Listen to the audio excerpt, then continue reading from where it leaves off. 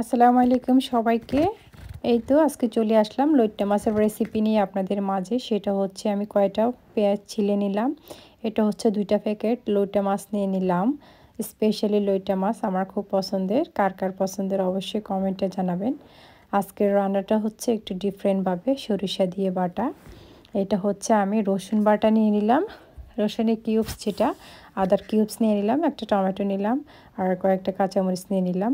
এটা হচ্ছে একদম ফ্রেশ আপনারা তো একদম বড় সাইজের এবং খুবই একদম ফ্রেশ মনে হচ্ছে আমার কাছে।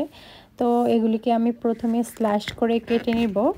আজকের রান্নাটা হচ্ছে স্পেশালি আমার সরিষা এবং জিরা বাটা সব কিছু বাটা ব্লেন্ডিং করে আমি লইট্টা মাছ রেসিপিটা করব।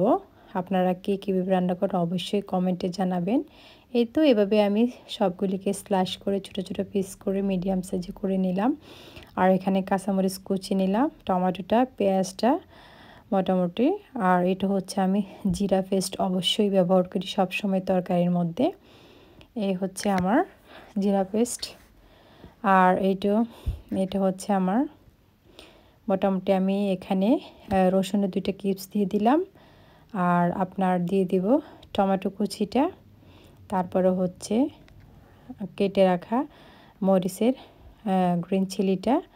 এইভাবে আমি সবগুলি দিয়ে দিব। এর মধ্যে আমি দিয়ে দেব সরিষা এবং পেঁয়াজ কেটে রাখা কুচিটা।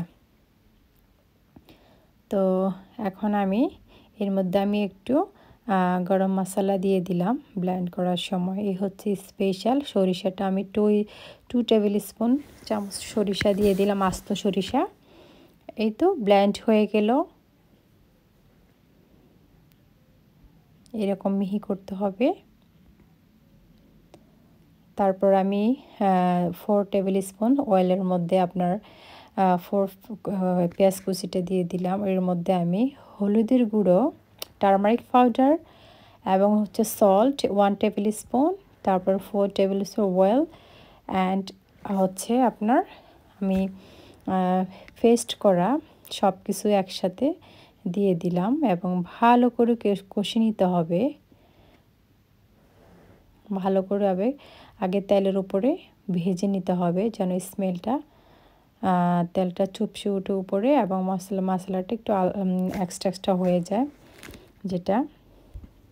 তো ভালো করে কষানোর কারণ হচ্ছে আমরা যখন মাছটা দিয়ে দেব আমরা পানি ব্যবহার করব না, তাই মশলাটাকে ভালো করে কষিয়ে নিলে গন্ধটা আর লাগে না, আপনি ভালো স্মেল পাবেন না।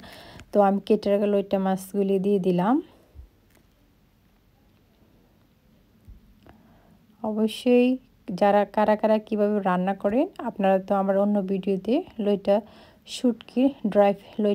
ড্রাই ফিশের রেসিপি দেখছিলেন, গার্ডেন থেকে তোলা টমেটো দিয়ে। এই তো আমি একটু পানি ব্যবহার করি নাই। আমি মশলাটা মাখার পরে একটু ঢেকে দিলাম যেন পানিটা বের হয়ে আসে। তো অবশ্যই দেখলেন এটা হচ্ছে পানিটা অনেকটা শুকিয়ে আসা শেষ পর্যায়ে আমি 1 টেবিল স্পুনের মতো আপনার লেবুর রস দিয়ে লেমন জুসটা দিয়ে দিলাম। এটা খুব টেস্ট করে। এই তো ফাইনাল লুক এটা। ভিডিওটা ভালো লাগলে লাইক কমেন্ট শেয়ার করবেন।